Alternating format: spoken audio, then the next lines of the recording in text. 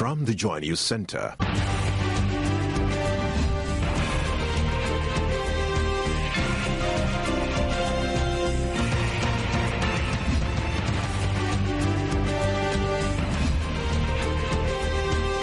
This is News at 8.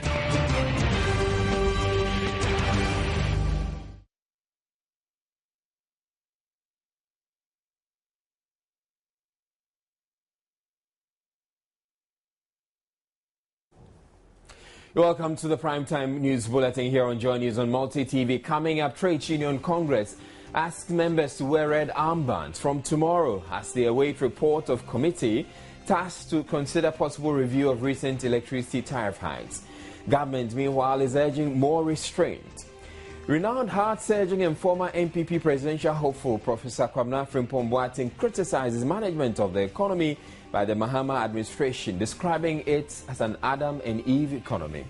Seventh-day Adventist Church helps eliminate schools under trees. And in business, Ghana Trade Fair Company gets 5 million Ghana cedis for renovation ahead of upcoming international fair. We also have sports, showbiz, and international news coming up. News at 8 with Israel Lai.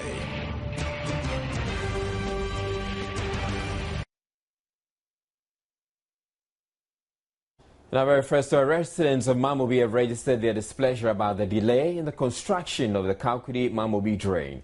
They allege the contractor has abandoned the project for the past 10 months and are calling on government to reassign the project to another contractor. Some residents clad in red gathered around the storm drain Monday morning, chanting songs to draw attention to the uncompleted drain.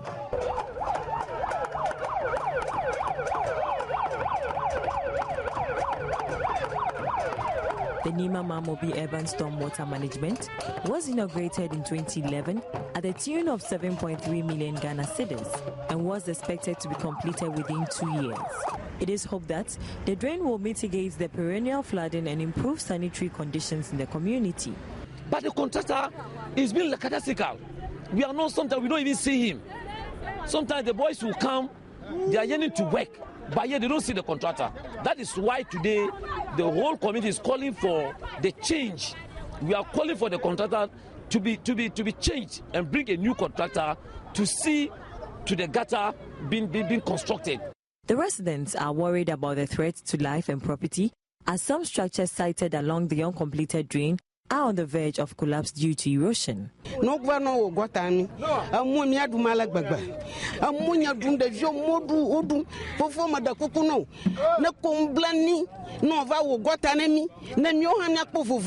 As you can see, this is a very small gutter, but through the rainy season, it has expanded. Who knows in this rainy season what is going to happen next? That is what we are fear. That is our problem. You understand? At least when you look at it, it's very risky. So we are pleading to the government officials. As I'm saying, the government has done its best to award this contract. But I think he has been awarded to the wrong person, which he cannot do it. So if there's someone different that can complete this work, we are grateful. The storm drain from Kanda to Mamobi has been a major problem to the community, and they hope it would be completed to save flooding along the Kanda Mamobi area. Efforts to reach the contractor were unsuccessful. The Deputy Minister for Trade and Industry, Nilante Vanderpoy, wants insurance companies to make their services and products accessible to as many members of the public as possible. He is proposing a reduction in premiums to bring it within reach of the ordinary Ghanaian. Opening a 3-day insurance workshop organized by Activa International in partnership with Zurich Insurance Company Limited at Dodowa, the Deputy Trade Minister said patronage of insurance services by the public is very low, mainly because of the high premiums. What insurance people want to do is to expand their network, expand their market, penetrate the market, and rope in more people into their policies, and then reduce the premiums to make it more attractive for others to join. It's just a principle of demand and supply. And I think it's important. If we don't do that, then continually, when things become difficult, the premiums will go high, and a lot more people will not find that insurance attractive. The managing director of Activa International, Steve Tremontaine, concedes just about 2% of Ghanaians buy insurance, but said they are working to increase patronage. We still have a long way to go in terms of the penetration which the Deputy Minister of Trade referred to. The most optimistic, I'll say, evaluation is that we have only 2% penetration of insurance. Stakeholders of the industry have to maintain, and actually sort of expand, their program of communication, about the benefits of insurance. As you all know, insurance is one of the features of modern living, in advanced countries. A consultant with Zurich Insurance Company Limited, Ian Toffield, stressed the need for partners to increase the penetration level with regards to macro insurance in order to increase participation among the informal sector. We are getting a greater penetration into the insurance market. This is, of course, assisted by the economy, because as the Ghanaian economy improves and people have more money in their pockets, that is when they will be able to afford insurance, because unfortunately for us in the industry, insurance does come a little far down after people have fed their families and clothed them and housed them, educated the children. It's only later that people have money available, but when that money becomes available, we are prepared and ready to give them the insurance cover which we feel they need. It is in our mutual interests to develop the insurance industry both in Ghana. The 3-day insurance workshop brought together 15 insurance companies from Africa and Europe.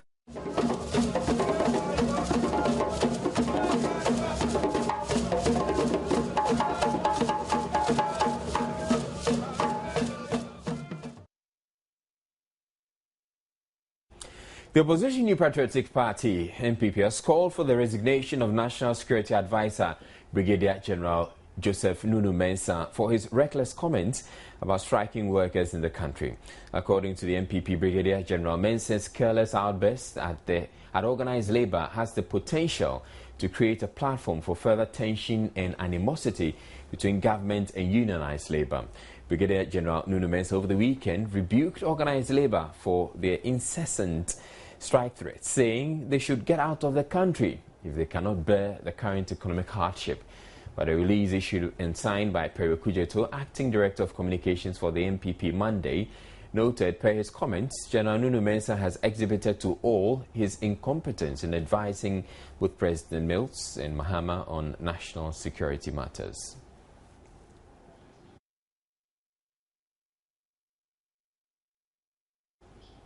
Meanwhile, effective Tuesday, October 22, organised labour will wear red armbands and fly red flags at the various workplaces in protest of the recent increase in utility tariffs. The decision to wear the red armbands was reached on Monday when leadership of organised labour groups met at a crunch meeting in Accra. The meeting, which lasted for more than 4 hours, deliberated on the move for organised labour after serving government with a 10-day ultimatum to reduce recent utility tariff increases. The meeting ended with a consensus. The leadership of organised labour met at the Teachers' Hall in Accra today, Monday, 21st October 2013, to deliberate on the developments on its engagement on the astronomical utility tariffs increase.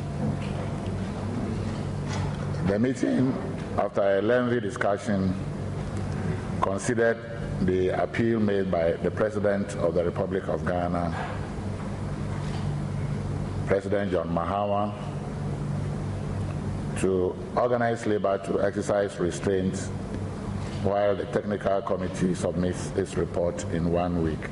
While waiting for the outcome of the technical committee's work, we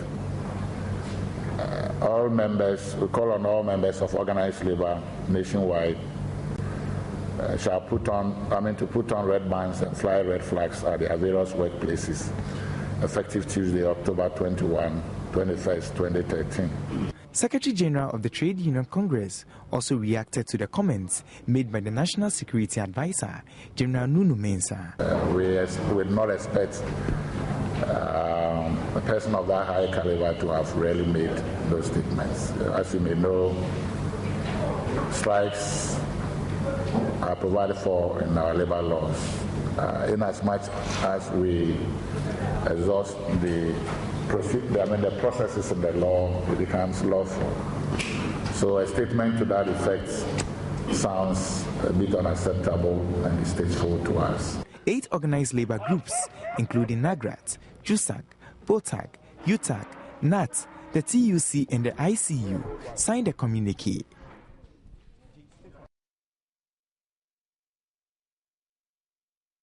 Government is, however, urging the Labour Front to exercise restraint in its demand and to end what it describes as rhetoric and personal attacks on government officials. Deputy Minister of Information and Media Relations, Felix Kwakye-Fosu, who was addressing today's media briefing at the Flagstaff House, said moves to address labour concerns had already been initiated before the ultimatum was issued. The Deputy Minister said the committee set up to address the tariff increases should be allowed to do its work. The committee had been tasked to present a preliminary report as quickly as possible, and government looks forward that sometime this week that report will be made available, based upon which some actions could be taken. So I would reiterate the position of President Mahama that whereas government appreciates the concerns that have been expressed by all interest groups, the organized labor, the Association of Ghana Industries, private sector people, and indeed Ghanaians, we believe that it is important for the committee to be allowed to do its work. A battle of sentiment seems to be raging between organized labor and government. One side is making more demands, whilst the other side craves for indulgence.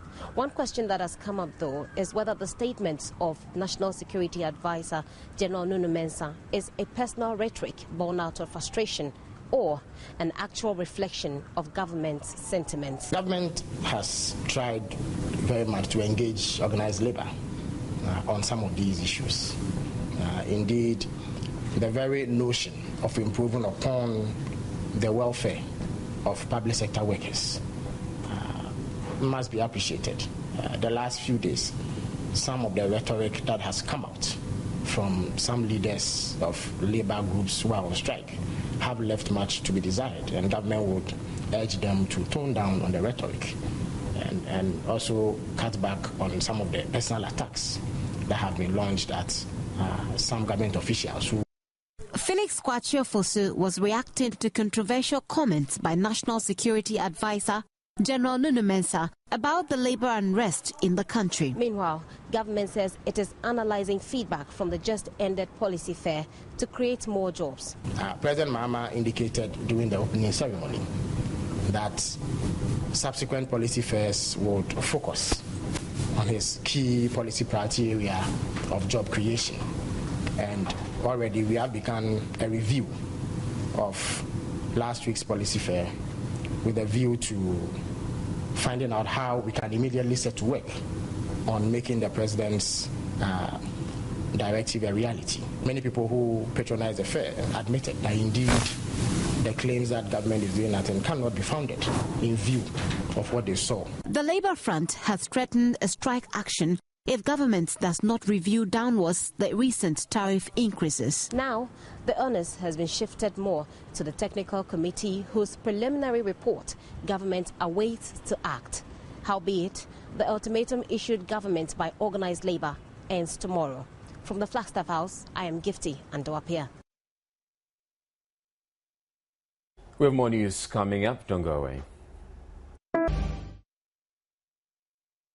The concerned citizens of Teshie-Nungua and the Bunahafo region have issued a week's ultimatum to President John Mahama to nominate a municipal chief executive for the area. The group has also threatened to stage a massive anti-government demonstration if government does not oblige. The concerned citizens of Teshie-Nungua, led by Fosu Nsonwa at a news conference at Teshie-Nungua, were unhappy about the delay in nominating an MC for the area. It blamed government for what it describes as a current leadership crisis due to the failure to name a Teshie-Nungua MCE.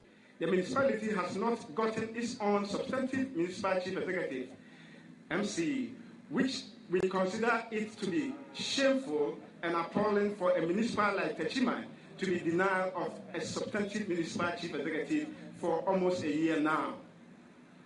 One would ask, what has really caused this long delay for the president who cherishes the youth of the country to appoint the MCE for the municipality. We, the youth, and for that matter, the numerous concerned natives of Teshie-Nungua are not interested in blame game and pointing accusing fingers at each other. We strongly believe that release of the name of our municipal chief executive is absolutely long overdue. They also accused certain individuals within the municipality of hijacking the nomination so they can impose their own people on them. They are meanwhile demanding that any nominations be made in consultation with the Teshie-Nungua Traditional Council. We entreat him to appoint someone who has been endorsed by the traditional authorities, other stakeholders, and majority of the people in the municipality. Other problems the concerned citizens say is the sanitation crisis and trading on pedestrian walkways. Nesta Kafuya Jomes report.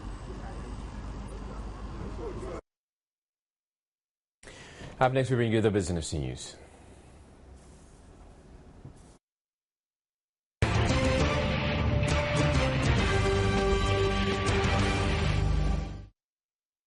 So time now to do business. I'm Abigail Adumakwenchi. Now, a 5 million Ghana cedis grant has been given to the Ghana Trade Fair Company to undertake reconstruction and renovation works ahead of the 7th ECOWAS Trade Fair in Accra. The Ghana Trade Fair Center itself is dilapidated, with some parts of the building actually collapsing.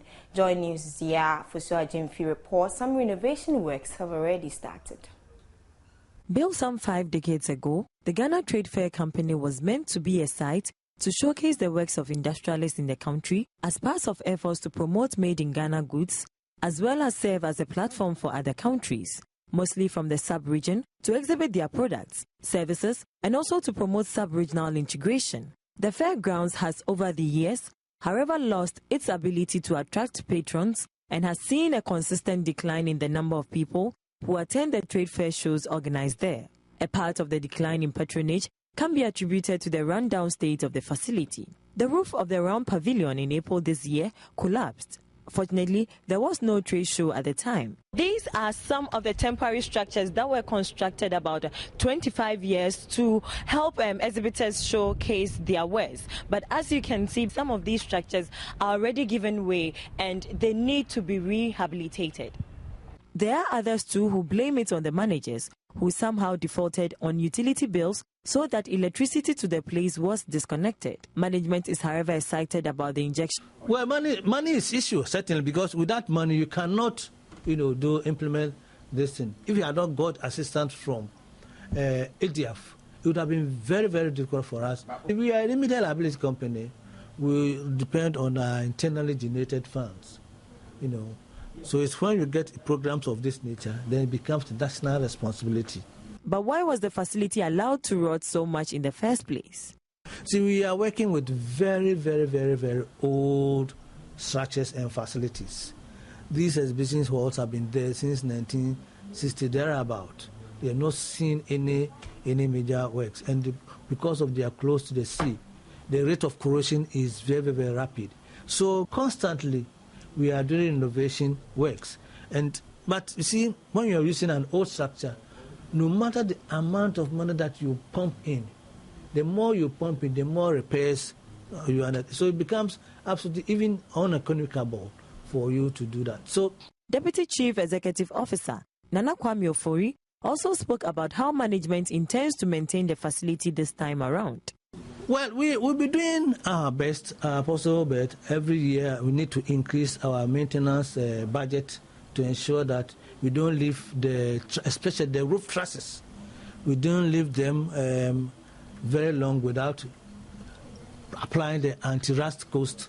There should be a constant practice that we have to do to making sure that the electrical cables, the areas that we're unable to attend presently, we look at that area. The 7th ECOWAS Trade Fair is scheduled for October 31 to November 11. Local exhibitors are expected to pay between 15,000 and 19,000 Ghana cedis for allocation of space to exhibit their wares.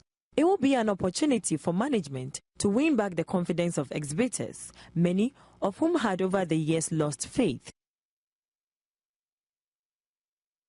Now, some good news coming in. Some investors from Turkey have expressed interest in a number of sectors, including energy, furniture, construction, agriculture and manufacturing. The move has been welcomed by the Ghana Chamber of Commerce and Industry, which says it will create job opportunities for Ghanaians and boost the economy. A delegation of 18 from the Izmir Chamber of Commerce in Turkey met with the Ghanaian counterparts in Accra to explore the areas of the economy they can invest in. Already, the Turkish are investing more than $50 million in different sectors. The Izmir Chamber of Commerce, which hosts about 75,000 businesses, says it is particularly interested in energy, agriculture and construction. We are in Ghana with our delegates because Ghana is the faster developing country in the West Africa, and it's very efficient to make investment here. After the meetings and after choosing exactly which sectors we're going to invest in, this will be much more clear. For instance, if we invest on the energy sector, this is going to be something more than $100 million. And Izmir has a potential of $20 billion for exportation. And it has also importation for the same number. For Ghana, it is an appropriate time for them to support businesses in the country. I think they are coming with technology and funds, capital, for us to be able to develop. We have a lot of raw materials that we need to apply, add value to it, to be able to export, to be able to get good returns. And we think that with them coming in, we should be able to turn a lot of things around, to create the needed employment, to make wealth, to increase the growth of the economy. The delegates from the Izmir Chamber of Commerce will meanwhile be touring the rest of the 15 ECOWAS countries to embark on new projects. Well, organizers of the Ghana Club 100 Awards say the rankings were purely based on audited financial results and payment of taxes by companies. It follows criticisms about how some companies, including RLG, which emerged the #1 company in Ghana, earned their place. But head of the awards committee at Obens tells Joy Business about 180 companies submitted themselves for scrutiny, the highest in recent times, adding that the procedure for determining the winners was open, rigorous and transparent. Now, the country's biggest licensed cocoa buyer, PBC, is promising to take back the #1 spot after losing it in this year's Club 100 Awards. It had to settle for the 4th place, having been ranked tops for 2 consecutive years. Deputy Managing Director in charge of operations, Nana Kweju tells Joy Business the shift to other investment areas such as hospitality will ultimately boost the company's fortunes. Now, President of the Ghana Chamber of Commerce and Industry, Seth Ejeba, says although Ghana is still an attractive destination for investments, the high cost of doing business in the country is not making businesses competitive. He adds that the wastage in the utility sector, coupled with the inefficiencies, if not checked, will further cripple businesses in the country. I spoke to him earlier today. I'm saying the environment is good. The fact that we're having high cost of doing business does not mean that Ghana is not a destination for doing business. But we believe that government should work on that. Interest rate, government can work on that to bring the interest rate down. Electricity and other things, government should be able to intervene by having other means whereby the cost of electricity will come down. We are talking about competitiveness. It's not about doing business in Ghana, which is not good. But we have not been competitive because of the cost of doing business. And that is what government has to do to help us to bring the cost down so that we can do business and make profit, which is the ultimate for every businessman. Now, let's talk about utility. Well, the argument is that they need the money to, for the operations and to give us the quality service that we ask for. They are sure of giving us quality service when they get the money. They should borrow and give us the quality service and let us pay for the quality service. We've heard this over the years. That's pay more, we'll give you the best of service. for me, as at now, I'm not satisfied with the service that they are giving us. We are paying a lot of waste in the system that has to be cleared so that we can get utility services cheaper to be able to grow our businesses. One thing we should know is that the better we grow our businesses, then we create employment for the people, and government gets revenue for the economy to develop. So if the utility bills are going to push us down, we cannot create the needed employment. So we think something has to be done. If it calls for them to borrow to put the system right, they got to do it and put it right.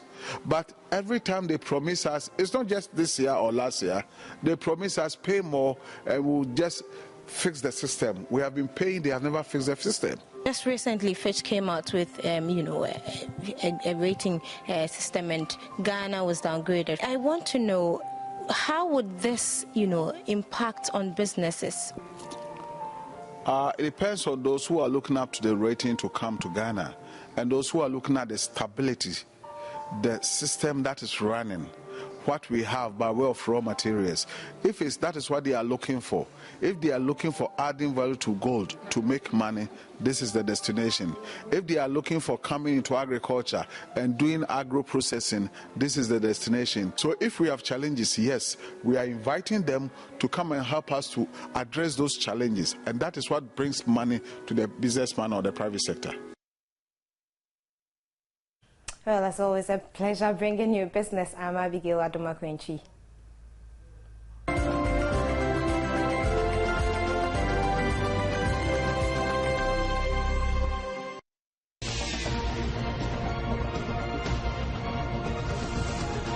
Sports is brought. All right, let's talk some sports now. Ghana coach Maxwell Konedu says he is out to win the West Africa Football Union Cup Zone B tournament in Accra next month. The SAP regional tournament, restricted to players plying the trades in the domestic leagues of qualified countries, will run from the 21st to 28th of November. The local Black Stars will play Sierra Leone in the tournament, open up before engaging Benin and Burkina Faso. Konedu tells Joy Sports they will approach the competition with a mentality aimed at winning the trophy. We all know that with the performance of the Black Stars last Tuesday, the supporters' expectations is quite high now, and we are aware of that. So we also do our best to maintain the momentum. They are not expecting anything below what the Black Stars did. So we do our best to maintain the performance. And but we have to know that this is football, anything can happen, and we don't have to take things far when things don't go well. We know that it's sports, anything can happen, but we will always do our best for our country. We're going to do all we can to also keep the cup here at home. So it's like we try to do the host and win. That will be very good for us. That is what we are all hoping for. It's very good for Africa, and especially those in the South region. We are very happy to have this tournament in place. The last time we went to Nigeria to take part in it, and we did our best, but we couldn't bring the cup home.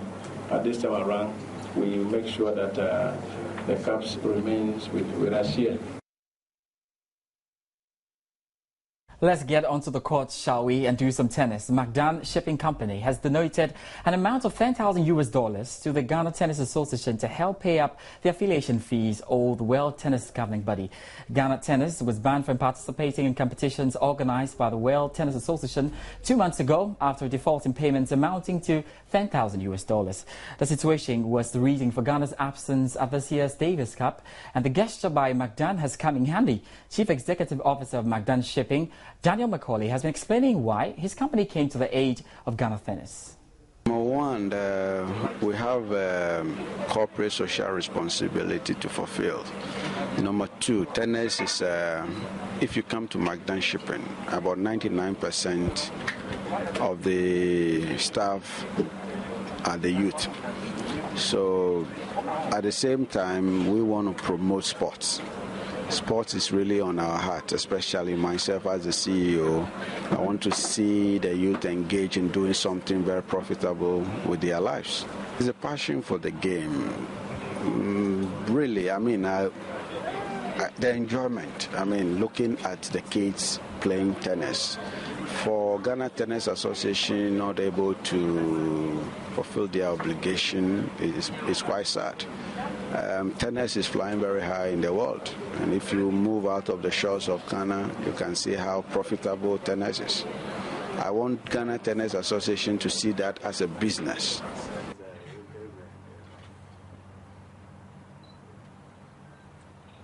Sports Minister Elvis Afriyie thanked McDan Shipping Company for their gesture on behalf of the Ghana Tennis Association. I'd like to thank all of you for responding to our call and to thank McDan Shipping for this generous gesture. I believe that today is a very, very important day. It marks an epoch in the history of sports in this country. We all know, it's no secret that more often than not, people have been complaining that this ministry has been a ministry of football. And I have pledged that I'm going to be a minister of sports, of all sports. And as opportunity presents itself, I avail myself to support all the other sports. I've even gone as far as going to card functions to go and play cards. Incidentally, I beat Azuma Nelson in the first card tournament. And so we're here to support all sports, and this gesture is very, very important. Indeed, when I heard of the plight of the Tennis Association, I immediately called my brother. We have been having discussions about how he will support, and he did not hesitate at all. So on behalf of government and the ministry, I would like to thank him most sincerely for this gesture. As he said, this is just the beginning. $10,000 US, that's 20,000 or 22,000 Ghana cedis. In old Ghana cedis, that's 220 million. It's a lot of money. The money is big, so he deserves a clap.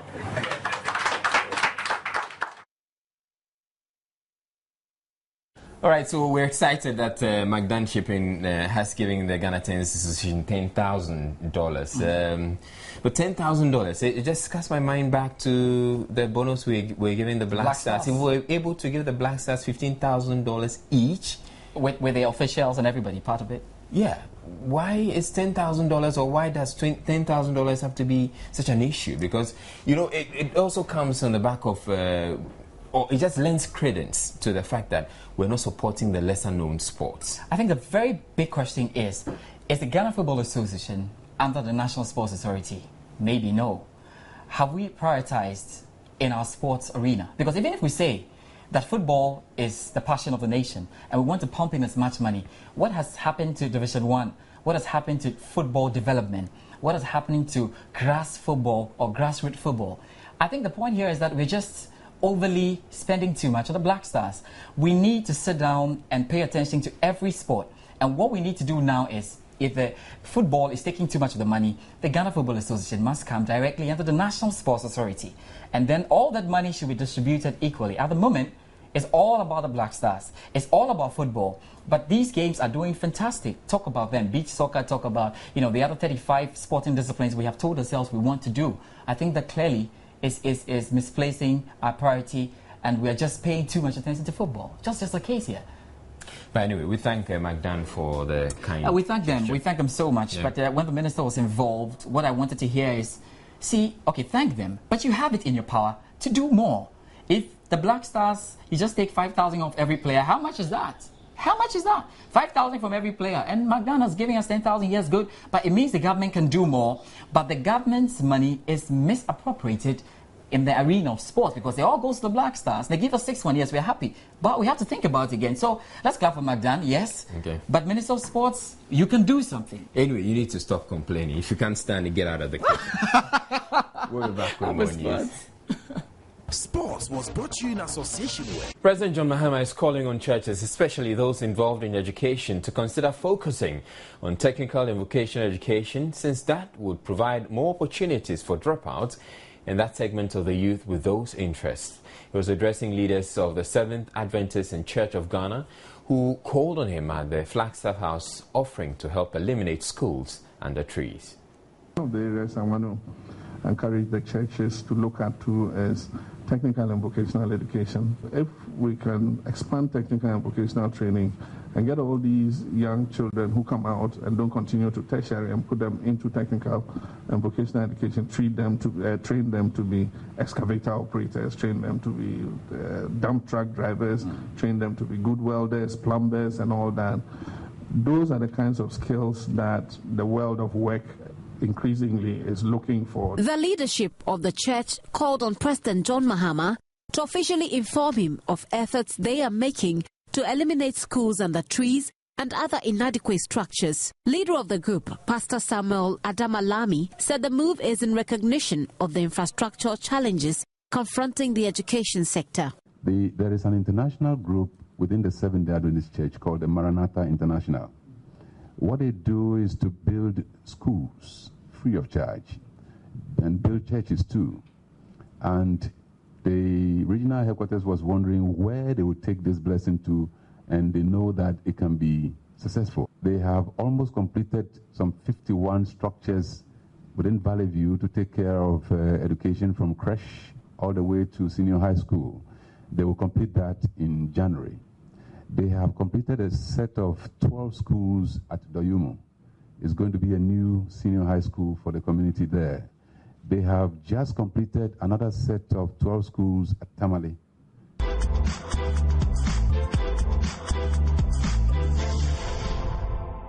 Showbiz is brought. Now, following media speculations about his love affair with Chief Marketing Officer of Vodafone, Uche Ufudile, Captain Planet, a member of hip life music trio 4x4, whose real name is Jeff Sylvanus Doji, has openly declared that Uche is his wife. He goes on to say that she is his diamond. Captain Planet made the declaration on Joy News entertainment program The White Carpet last Saturday. That's a question I've been answering for 1 year. How does it feel like to be answering one question for 1 year? I think it's becoming boring. Question you've been asking, I've been answering for 1 year. When I have new stuff going on. I'm sure somebody is asking, what question at all are they talking about? Pop that question. Let's start with the song that you decided to. That was the song you broke the news about you and Uche. Want to go some crooked way, actually. It's all good, yeah. It's something now, you know. Now it's no more a girlfriend, boyfriend thing. She's my wife now, so congratulations. Congratulations. Yeah. And congrats to you, Uche. I've always been in love with her, so not at that particular time. And I think with what you just asked, I think the song is really showing an affection and showing that lady the kind of treat you want to give her. I want to gossip. Forgive me. Go ahead, baby. Go ahead. Thank you, Kodet. How much did the ring cost? The ring you put on Uche's finger. The one you that's a diamond. Don't worry. Come on. I won't mention the price, but it was diamond. It was diamond. Yeah. That's gonna be too much of a question, man. I need to do it because I like it. I really apologize. Girls, women with diamonds, they like diamonds. And they say diamonds are forever. Diamonds are forever. And so don't know forever.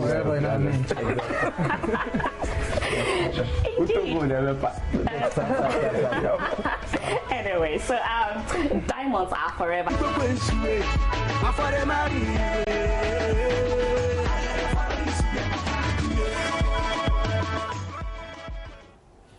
That's all for Showbiz.